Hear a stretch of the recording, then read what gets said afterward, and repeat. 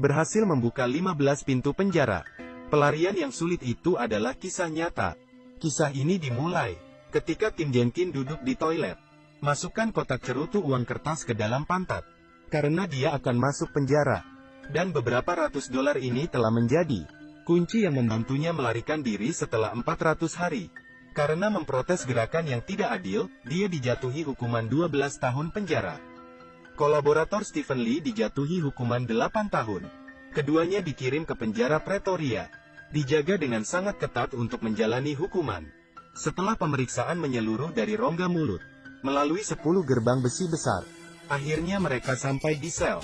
Di luar setiap sel ada 2 pintu besi. Untungnya, Tim Jenkin diatur di sisi Stephen Lee. Pada waktu makan, paman botak itu batuk. Semua tahanan berseragam abu-abu, bersama-sama mengetuk mangkuk dan memukul meja sebagai tanggapan. Ternyata paman botak adalah bos mereka. Saat jogging, langkah kaki Tim Jenkin goyah. Diperhatikan oleh paman botak, dia segera mengenalinya. Ada sesuatu di pantatnya. Dia menyarankan Tim Jenkin untuk segera melepaskan ide untuk melarikan diri. Karena dinding diafragma di sini tingginya 6 meter. Di atas penuh dengan kail pancing. Dan lampu sorot raksasa. Penjagaan 24 jam. Penembak jitu diubah menjadi 3 shift di menara pengawas. Jenkin berkeringat. Dibutuhkan banyak usaha untuk menarik keluar pipa. Paman botak membantunya, menyembunyikan uang kertas dalam tabung pasta gigi. Letakkan di posisi yang mudah dilihat. Setiap hari Tim Jenkin menatap lubang kunci di pintu besi. Hari ke-23. Akhirnya dia punya ide. Dia meletakkan selembar kertas kosong di kunci. Dan tekan keluar garis besar lubang kunci. Lalu masukkan kertas itu. Gunakan pensil untuk mengukir struktur bagian dalam. Akhirnya ukur kedalaman lubang kunci dengan tongkat kertas. Itu benar, dia ingin membuat kunci penjara.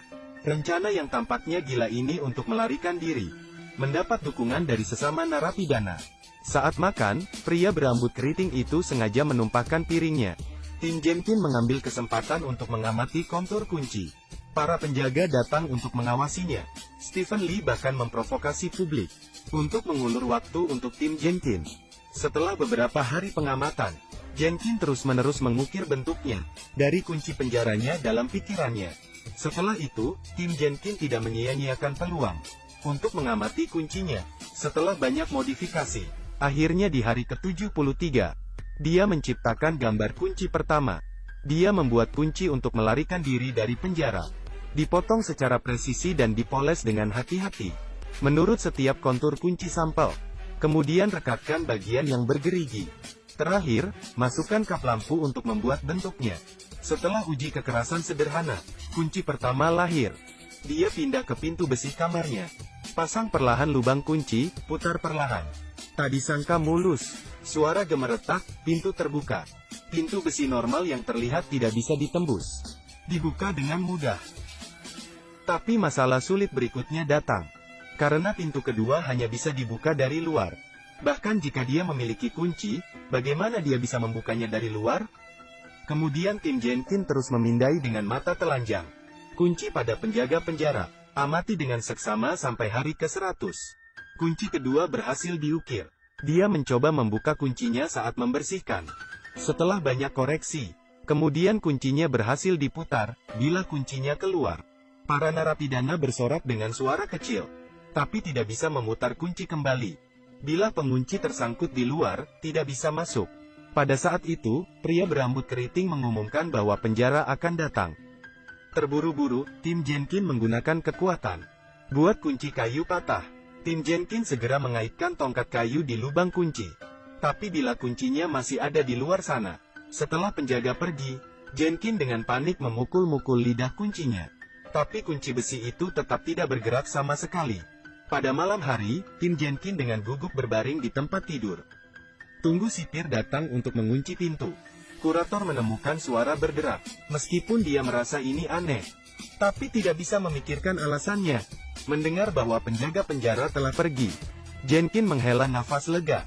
Hari ke-142, Tim Jenkin menemukan panjang pel. Cukup untuk mencapai pintu besi dari jendela. Tim Jenkin mendapat ide ketika dia melihat mesin pemintal. Dia menciptakan perangkat spindle. Di malam hari, dia memegang cermin di satu tangan. Satu tangan menggoyangkan tongkat itu. Kuncinya mengenai pintu besi, membuat suara. Bergegas di lorong. Akhirnya dikalibrasi. 1 putaran, dia mulai mencoba setengah putaran. Berbalik lagi. Sekali lagi. Akhirnya berhasil. Pada saat itu dia menemukan penjaga di luar. Sepertinya dia sedang menatapnya. Karena merasa khawatir, dia menjatuhkan kunci di luar. Sialan, apa yang harus aku lakukan? Dia dengan cepat mengunyah sepotong permen karet. Pelan, pelan. Jangan terlalu cepat. Tangan harus kuat. Jenkin menahan napas. Setelah beberapa kali mencoba, akhirnya diambil kuncinya. Berbaring di tempat tidur, Jenkin menekan keras jantungnya yang berdetak kencang. Setelah tes yang sukses, beberapa hari kemudian, dia terus membuat kerajinan dengan cara yang sama. Hari ke-206, dia telah membuat 39 kunci. Mereka menyuapnya. Seorang tahanan menangani pakaian narapidana baru. Dapatkan mereka 3 pakaian kasual dan peta lalu lintas. Semua sudah siap.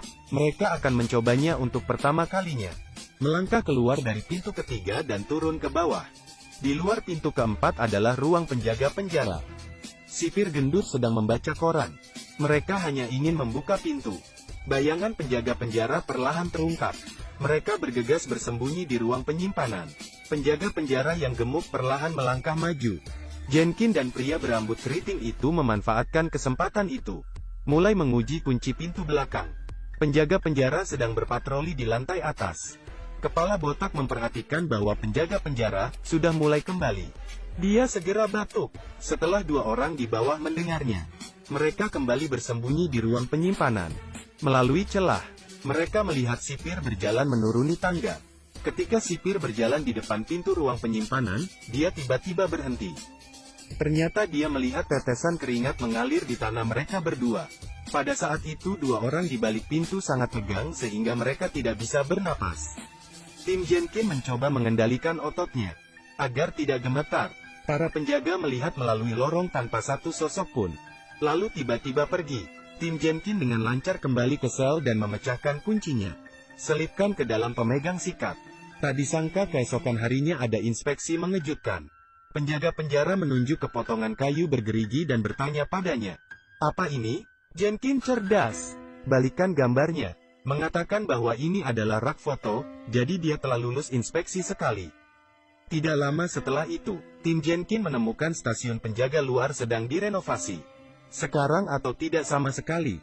Mereka memutuskan untuk melarikan diri malam ini. Dia menggunakan kunci buatan sendiri untuk membuka pintu sel. Berada di penjara selama 400 hari. Dia membuat 39 kunci. Hari ini, mereka akhirnya harus melarikan diri dari penjara. Melepaskan Stephen Lee dan pria berambut keriting. Mereka melakukan hal yang sama seperti saat latihan. Buka pintu ketiga lorong. Tapi mereka tidak tahu. Saat itu, penjaga penjara di lantai bawah sedang sakit perut. Menyumbat toilet. Para penjaga pergi ke ruang penyimpanan tempat mereka bersembunyi selama latihan. Mengambil tongkat pembilasan toilet. Mereka bertiga pergi ke ruang penyimpanan untuk bersembunyi. Kemudian menemukan seseorang menyentuh ruang penyimpanan. Tetapi pada saat yang mendesak, mereka tidak bisa berpikir banyak. Mereka meringkuk ke dalam kamar. Pada saat itu, penjaga penjara telah selesai membersihkan toilet. Dia datang kembali untuk mengembalikan alat itu. Suara langkah kaki semakin dekat dan dekat. 3 orang di dalam tidak tahu bahwa penjaga penjara akan membuka gudang. Melihat penjaga penjara hanya selangkah dari ruang penyimpanan. Kepala botak menyadari, sipir tidak berpatroli tepat waktu. Langsung tahu apa yang terjadi. Dia segera menghancurkan bola lampu untuk membuat kejutan listrik. Mulai berteriak memanggil sipir. Sipir akan membuka pintu ruang penyimpanan. Kemudian dia mendengar panggilan di lantai atas. Dia harus meletakkan alatnya, berbalik untuk naik ke atas. 3 orang menghindari masalah. Mereka berhasil membuka pintu 4, 5 dan 6. Dengan kegembiraan yang gugup, dan bahayanya dapat datang kapan saja. Mereka juga mencapai pintu terakhir. Lihat melalui celah. Mereka bahkan dapat melihat jalan di halaman. Mereka hanya 1 pintu lagi menuju kebebasan. Tapi mereka mencoba semua kunci. Tetap tidak bisa dibuka. Karena pintu terakhir, mereka tidak pernah memiliki kesempatan untuk mencobanya. Bukankah ini kegagalan mereka? Pada saat itu, pria berambut keriting menemukan bahwa pintu ini terbuat dari kayu. Selesailah mereka. Dia menggunakan pahat untuk memecahkan potongan kayu. Suara berdebar bergema di lorong. Mungkin tempat ini terlalu jauh dari sel, jadi tidak ada yang tahu. Rambut keritingnya baru saja menghancurkan kuncinya.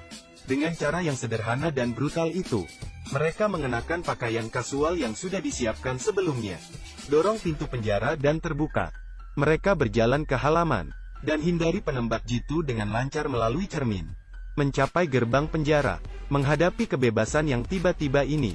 Mereka merasa tertegun, tidak berani percaya bahwa mereka telah melarikan diri dari penjara.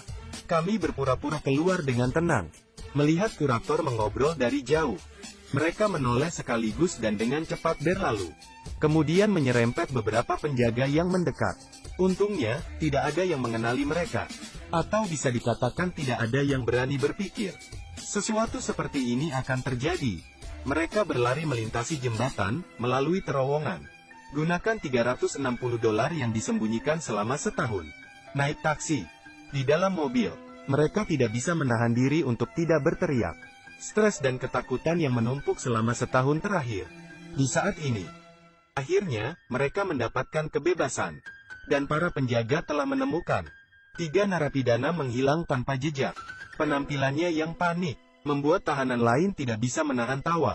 Perburuan, pada skala terbesar dalam sejarah Afrika Selatan, telah terjadi setelah itu, dan kelompok tim Jenkin telah melintasi perbatasan ke London.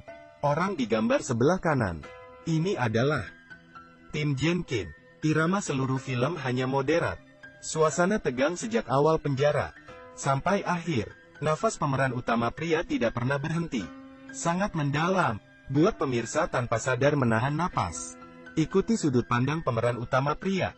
Mereka bisa terlihat kapan saja, membuat pemirsa merasa seperti sipir dapat muncul setelah sedetik. Seluruh pelarian ini, seperti permainan bertahan hidup. Dan ketika Anda ingat bahwa film ini adalah kisah nyata, Anda akan mengagumi trik melarikan diri mereka. Mari nikmati perasaan gugupmu, paling menegangkan di setiap detik. Kemudian benar-benar rileks di akhirnya.